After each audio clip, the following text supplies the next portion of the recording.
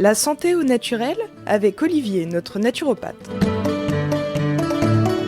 Bonjour Olivier. Bonjour Hervé. Lorsque tu me parles de détox, j'aime pas trop ça. Je me rappelle l'année dernière, tu m'avais parlé de détox, mais alors après les 2 réveillons. Mais là, ça va peut-être être différent. Ça va être une détox de printemps. Oui, en fait, la détox, c'est surtout au printemps qu'on l'a fait. Après le réveillon, c'est trop tôt en fait. Le foie, il faut qu'il finisse de digérer, de faire tout le travail, de tout ce qu'on lui a donné à manger et à nettoyer pendant les fêtes. Donc il faut attendre un petit peu. Des tisanes de pissenlit, de faire manger des primevères. Bah oui, le pissenlit, effectivement. Le pissenlit, il fait partie des aliments détox. Donc, mais c'est ça, c'est pas en hiver. Faut attendre un petit peu. En fait, le printemps, en médecine chinoise, en médecine traditionnelle chinoise, le printemps, ça commence le 4 février. Donc c'est pas la peine, c'est trop tôt avant en fait pour le foie.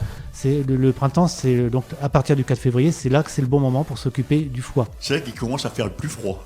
Oui aussi, donc peut-être pas faire ça le 4 février tout de suite, mais attendre un petit peu, mais pas avant le 4, c'est pas la peine. C'est pas le moment de la Chandeleur de faire des crêpes là je crois que c'est le 2 février la Chandeleur, donc et voilà, on va attendre. Ça sera le lendemain, on va attendre un petit peu. Mais voilà, faut que le foie, on peut pas drainer un foie. S'il est fatigué, on ne draine pas. On attend qu'il soit rétabli. C'est cette médecine chinoise qui définit le printemps au 4 février. En fait, c'est basé sur la théorie des 5 éléments. En médecine chinoise, il y a 5 éléments. Il y a le bois, le feu, la terre, le métal et l'eau. Et à chacun de ces éléments va correspondre une saison. Ça veut dire qu'il y a 5 saisons. C'est pour ça que le printemps, du coup, commence un petit peu plus tôt. Tout est décalé parce qu'il y a les 4 saisons habituelles plus une intersaison. Donc elle est quand cette intersaison? Intersaison, on va la retrouver entre chacune des saisons. Donc l'intersaison, on va la trouver par exemple entre le printemps et l'été, exactement. Donc entre l'hiver et le printemps aussi. Voilà, à chaque fois. Donc il y a la saison normale, je dirais, qui va durer du coup un petit peu moins longtemps. Elle dure dans les 70 jours. Et on a 20 jours d'intersaison avant de passer à la saison suivante. Donc à cause de ça, du coup, le printemps, c'est du 4 février au 16 avril. Et donc 20 jours avant et 20 jours après, c'est les intersaisons. L'intersaison donc correspond à l'élément terre et le printemps, lui, va correspondre à l'élément bois. Donc voilà, à chaque élément va correspondre sa saison. Le foie, justement, correspond à la saison du printemps, à l'élément bois. Et l'émotion qui va être en lien avec le foie, c'est la colère. Donc quand on travaille sur le foie, peut-être il va y avoir plus de colère. C'est aussi la frustration qui va fatiguer le foie.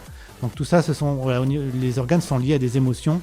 Donc quand on est beaucoup dans une émotion de colère ou de frustration, on peut savoir qu'on fatigue le foie. Donc ça peut être intéressant de prendre ça en information. Le foie, c'est vraiment un organe très très important du corps. À chaque fois qu'il y a un souci de santé, en naturopathie, on va s'intéresser au foie. Oui, j'ai mal au foie, mais c'est pas obligatoirement qu'on a mal au foie. Est-ce que on fait pas un amalgame entre le foie et la vésicule biliaire? Absolument, tout à fait. Et même avec l'estomac, des fois, on peut croire qu'on a mal à l'estomac alors que c'est la vésicule biliaire qui va pas bien. Tous ces organes sont quand même dans une zone assez proche. Donc du coup, c'est pas toujours évident en fait de savoir lequel va pas très bien. Et des fois, des calculs à la vésicule biliaire, on va donner des médicaments pour l'estomac, et puis alors qu'il n'y a rien, tout va bien dans l'estomac. Donc oui, à surveiller. On va en reparler justement de la vésicule biliaire, parce que quand on a eu une ablation de la vésicule biliaire, il va falloir faire d'autant plus souvent de la détox, il va falloir prendre d'autant plus soin du foie, parce que le foie, il n'a plus la vésicule biliaire avec lui pour l'aider. La vésicule biliaire, c'est elle qui stocke la bile que fabrique le foie. Et si elle n'est plus là, le foie doit synthétiser la bile de façon un peu plus importante. Elle ne peut pas être stockée, elle ne peut pas être maturée de la même façon. Donc c'est un peu plus compliqué pour le foie. Donc la détox du foie, prendre soin du foie, très important, surtout si on n'a plus de vésicule biliaire. Le foie, c'est un des plus gros organes. Il fait 1,5 kg le foie. Et j'entends un foie en bonne santé, bien sûr. Parce que quand le foie est malade, en cas de cirrhose par exemple, il peut être encore plus gros. C'est lui qui fabrique la bile, donc comme je viens de dire, il fabrique entre 0,8 et 1 litre de bile par jour. Donc c'est du boulot. Il y a à peu près 300 fonctions vitales qui se font dans le foie. Il filtre 2400 litres de sang par 24 heures. 2400 litres, ça fait 2 mètres cubes et demi. Je ne sais pas si vous imaginez ce que ça fait en volume. C'est énorme le travail que doit faire le foie. Il va filtrer, il va épurer le sang, le nettoyer, il va détruire, transformer tous les médicaments, toutes les toxines comme l'alcool par exemple qu'on a pu consommer. C'est le foie qui va devoir l'éliminer. Donc elle est éliminée en général de 2 façons, ou elle part dans la bile, et dans ce cas-là c'est éliminé avec les selles, ou alors elle est remise en solution et elle va être éliminée dans les urines. Donc suivant les métabolites, suivant les toxines, ça va être éliminé d'une façon ou d'une autre. Le foie, il va aussi avoir un rôle important dans la transformation et dans le stockage de de tous les aliments qu'on mange en fait. Donc c'est lui par exemple qui va fabriquer, entre autres, c'est pas que lui, mais le glycogène, le sucre qu'on met en réserve, c'est le foie, c'est lui qui va fabriquer ce glycogène. Et le foie va aussi avoir un rôle important pour la détox. Il fabrique des molécules particulières comme les cytochromes, comme le glutathion, et ce sont eux qui vont solubiliser les éléments toxiques, les éléments nocifs, qui les rendent solubles pour qu'on puisse les éliminer. Donc c'est vraiment le travail de... C'est une sacrée machine, le foie. C'est une machine incroyable, le foie. Déjà, l'organisme est une machine, si j'en crois tout ce que tu dis, ça bosse de partout. Hein. Oui, le foie est vraiment énorme. C'est pour ça que dès qu'il y a un souci de santé, il faut s'intéresser au foie, parce que s'il ne va pas bien, ça ne peut pas aller mieux. Bien souvent, c'est lui qui est la cause derrière ça. Le foie, il fabrique aussi tous les facteurs de coagulation. Ce qui nous permet d'avoir une coagulation normale, c'est le foie. Le complément, ça fait partie du système immunitaire, c'est ce qui va permettre de détruire des cellules qui sont reconnues comme étrangères. C'est le complément, c'est le foie qui le fabrique. L'albumine, protéine de transport qu'on retrouve en grande abondance dans le sang, c'est le foie. Le recyclage de l'hémoglobine, les fameux HDL, LDL, les transporteurs, les molécules qui transportent le cholestérol, c'est le foie qui les fabrique. La transférine, la molécule qui transporte le fer, c'est encore le foie qui la fabrique. La céruloplasmine, la molécule qui transporte le cuivre, c'est encore le foie. C'est énorme tout ce qu'il fait. Et là, je ne peux pas donner la liste complète parce que c'est trop. Donc vraiment, prendre soin du foie, c'est nécessaire. Ma foi. Voilà. Et le foie a beaucoup d'ennemis. Toutes les molécules de synthèse, les médicaments, le paracétamol par exemple, toxique, très toxique pour le foie. L'alcool, si on prend plus de 3 verres par jour, c'est toxique pour le foie.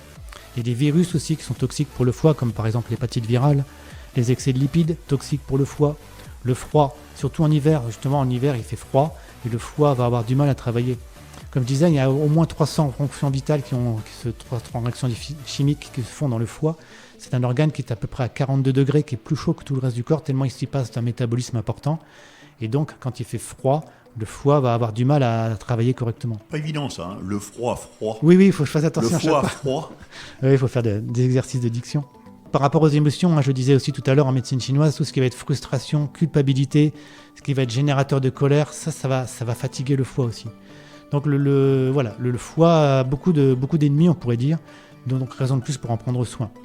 Et donc voilà, le printemps, à partir du 4 février, c'est le moment de s'en soucier. Alors là, la bonne partie des choses, là tu nous as dit tout ce qu'il fabriquait, tout ce qui était nocif, mais comment on entretient son foie, qu'est-ce qu'on lui apporte, qu'est-ce qu'on lui donne pour qu'il se sente en pleine forme, ma foi? Alors, exactement. Alors, pour qu'ils soient en forme, il y a des plantes. Donc, on a déjà parlé du pissenlit, une salade de pissenlit, ça va très bien pour le foie. Et il y a des aliments qui sont assez réputés aussi, c'est l'artichaut ou le radis noir. Radis noir, salade râpée en salade, ça va être précieux pour le foie. Donc ça, ce sont des aliments qui vont le drainer, qui vont bousculer un petit peu le foie pour le faire sortir un petit peu tout ce qui l'encrasse. Donc, comme je disais, et j'insiste toujours, pas si le foie est fatigué, on ne va pas pouvoir le drainer.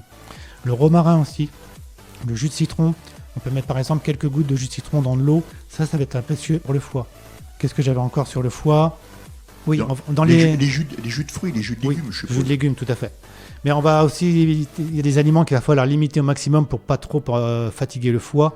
Ça va être tout ce qui va contenir beaucoup de gras saturés, donc le lait, le beurre, fromage, yaourt, charcuterie, chocolat, charcuterie, alcool, café. Tout ça, quand on va nettoyer le foie, quand on veut le drainer, on fait une pause avec ces aliments-là pour pas lui rajouter du travail en plus. On lui demande de se nettoyer, donc on lui lui rajoute pas des choses à éliminer. En complément alimentaire, il y en a un qui est pas mal, c'est l'huile de Harlem. C'est un vieux médicament qui date du XVIe siècle, qui contient du soufre, qui contient de la térébenthine de pin, qui contient de l'huile de lin. Je trouve ça, c'est des petites gélules. Oui, je te vois faire la grimace. Oui, j'ai essayé de manger de la térébenthine. Mais on ne prend pas ça à la cuillère, donc du coup c'est assez facile à consommer, c'est sous forme de gélules. C'est un cocktail détonnant, ton truc. Oui, c'est un cocktail détonnant, mais c'est très curatif en fait, ça va drainer, ça va vraiment bien nettoyer. Et c'est des capsules qu'on va prendre plutôt le soir justement, parce qu'après forcément on va avoir un petit peu la laine de térébenthine. Donc, oui. Une haleine de cheval. Voilà. Donc le soir, on prend ça le soir au moment du dîner par exemple. Comme ça, l'odeur de térébenthine va partir le lendemain matin dans les premières urines et puis après on n'en parle plus. Mais on va avoir tous les bienfaits. Le soufre, ça va être un élément précieux pour le foie, pour qu'il puisse bien nettoyer. Petite cure d'huile de Harlem de temps en temps. C'est une cure qui dure à peu près 2 semaines. La première semaine, on prend une capsule le soir. Puis la deuxième, on peut en prendre un peu plus. On passe à 2 capsules. Voilà, on fait ça 2 semaines, peut-être 3, pas plus. Et voilà, ça va permettre de faire un petit peu le nettoyage. Oui, ça vient d'Harlem, je comprends, vu de la composition. Oui, je crois que c'était dans la ville, tout à fait. Donc on parlait, oui, artichaut, radis noir, donc ça à pas négliger. Et on les trouve aussi en complément alimentaire, on trouve sous forme d'ampoules. C'est le laboratoire Dietaroma qui fait ça. Il y a aussi Super Diet. Donc c'est une ampoule, voire 2 ampoules par jour, ça dépend si c'est Dietaroma ou Super Diet. Donc ça permet d'avoir de l'artichaut et du radis noir en extrait. Donc là, quand on veut drainer un peu plus le foie, voilà, faire une petite cure avec ça. En fait, la cure, c'est le temps de la boîte. Hein. Je crois qu'il doit y avoir une vingtaine d'ampoules. Donc c'est une cure qui va durer une vingtaine de jours. Et je disais aussi, le foie, c'est un organe qui craint le froid. Donc on peut aider le foie en lui mettant une bouillotte le soir quand vous vous couchez, une bouillotte bien chaude que vous mettez sur le foie. Je rappelle, le foie, il est à droite, il est caché sous les côtes. Oui. Ah bon? Il n'est pas à gauche. Non. Donc voilà, à droite, sous les côtes. Est-ce que c'est une bonne idée de se coucher côté foie et pas côté cœur? Déjà côté cœur, on fait travailler beaucoup plus le cœur. Oui, tout à fait. Quand on se couche sur le côté gauche, il va y avoir plus de poids sur le cœur. C'est pas forcément Donc voilà, il faut mieux privilégié. se coucher côté droit sur le foie, puis on garde la chaleur, comme tu disais. Voilà, exactement. Du coup, on le garde au chaud. Et avant de s'endormir, peut-être rester un peu sur le dos avec la bouillotte sur le coin, là, sur le côté droit, pour bien réchauffer le foie. Ça permettra d'avoir un meilleur sommeil aussi. Donc la bouillotte, hein, c'est vraiment l'ami du naturopathe. J'aime beaucoup la bouillotte. Donc ça, le foie aussi va aimer. Quand on fait de la détox, boire beaucoup de tisanes, on peut faire toutes sortes de tisanes. Le romarin, par exemple, si vous avez la chance d'avoir un romarin dans votre jardin, on peut prendre une petite branche ou deux, un petit peu de thym aussi, vous faites infuser ça dans de l'eau, et ça fait une très bonne petite tisane pour boire en même temps. Et pour aller un petit peu plus loin dans la détox, pour faire du nettoyage, ce que vous pouvez faire aussi, c'est 1 fois ou 2 fois par mois, c'est pendant 1 jour de manger que des fruits et que des légumes. Une journée, je dirais, végétale. Donc ça va permettre au corps de bien se nettoyer aussi. 2 fois par mois. Hein. Voilà, à partir de février, voilà, 2 fois par mois. Après, ça va dépendre des personnes. Hein. Donc, de toute façon, s'il y a un doute, l'idéal, c'est quand même de venir en parler avec un naturopathe, suivant votre état, suivant votre vitalité, suivant le niveau d'encrassement. Le naturopathe sera là pour vous aider. Et de toute façon, il faut savoir que tout ce qui est aliments amers, c'est précieux pour le foie et la vésicule. Donc, les endives aussi, tous les plats amers, en général, on n'aime pas trop ce qui est amer. Oui. La roquette qui pousse au printemps. Hein. Voilà, donc tout ça, comme par hasard, hein, au printemps, tout ça. Donc c'est vraiment la saison du foie, le goût amer, précieux pour le foie. Donc voilà, journée végétale, journée fruits, donc très intéressant.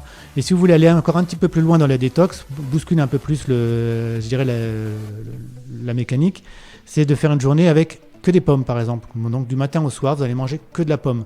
Et ça va permettre de faire une détox un peu plus forte, un peu plus importante. Dès qu'on simplifie l'alimentation, le corps donc la digestion des pommes, ça va être très facile. Du coup, il y a plein d'énergie qui est économisée, moins de travail pour le foie. Et donc, le foie va garder cette énergie pour se nettoyer, pour drainer, pour faire le ménage. Et en général, quand on fait un petit peu de détox comme ça, on peut avoir un petit peu mal à la tête, on se sent un petit peu vaseux, on a la bouche pâteuse. C'est bon signe, ça veut dire qu'on est en train de sortir des cochonneries, que le ménage est en cours, donc c'est bien, très bien. Donc on boit beaucoup, toujours boire beaucoup quand on fait le ménage, hein, on lave forcément. Donc voilà, tout ça, ce sont des petites solutions pour faire le ménage. À partir de février jusqu'à avril, c'est le bon moment. Et on boit beaucoup d'eau, on précise. Tout à fait. De tisane. De l'eau et de la tisane. On évite l'eau du robinet, hein, toujours, c'est pas une eau qui va drainer, c'est pas une eau qui va laver.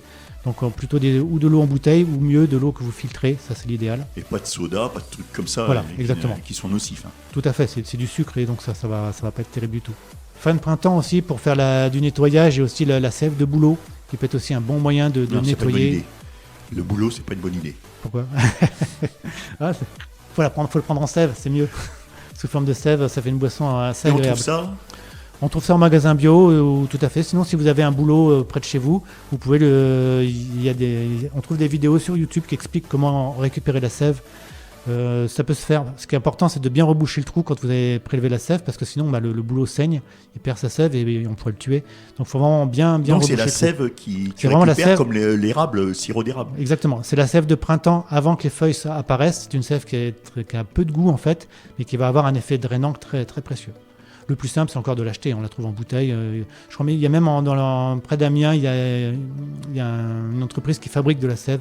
Donc, ils ont tout un parc de bouleaux et ils vendent de la sève. Je pense que toutes ces informations, on peut le retrouver aussi sur ton site.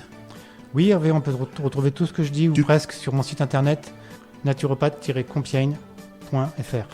Et tes cabinets se situent où? Donc, il y a 2 cabinets. Il y a un cabinet à Noyon qui est 8 rue de l'Évêché. Tu reçois quand ce cabinet-là?